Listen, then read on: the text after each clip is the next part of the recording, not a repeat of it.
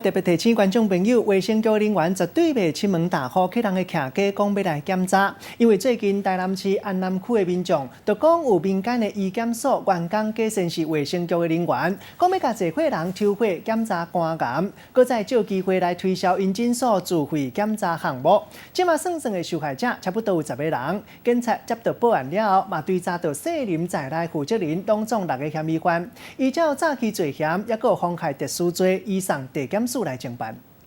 穿着长黄黑色子、挂目镜，这个查甫人手摕着物件，你是伫咧台南安南区沿路上门甲徛家来表示，家己是卫生局的人，要来做肝癌的体检。过转工附近嘛有一阵查某囡仔嘛做同款的代志，这互人叫是卫生单位大规模服务民众，因为安尼真侪人来接受抽血的检查。卫生局或卫生所不会挨家挨户来做健康检查。详细来看这个人的外表，穿着制服，手搁汗，医检的牌仔，搁有文件。经过追查，这阵人其实是当地民间的医检所员工，定定对老大人来下手，假做是卫生局的人，讲要来抽血，但真正的目的是趁机会要来推销检验。着收新台币100元针头费用，伺机鼓吹被害人追加检查项目，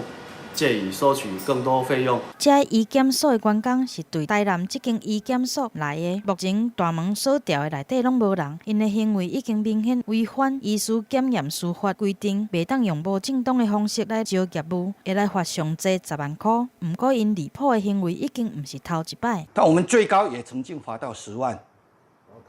他就又换负责人。互人检举了后，台南市刑大侦备队顺线追到这个姓林的负责人，业务公关甲其他员工总共6个人，因假扮身份，搁借机会来咧卖自费的检查，已经列即诈欺甲妨害规定，全部拢互函散法办。提醒民若有健康检查的需要，一定要亲身去病院来挂号，千万唔通接受无熟悉的人来厝内底咧做检查。记者综合报道。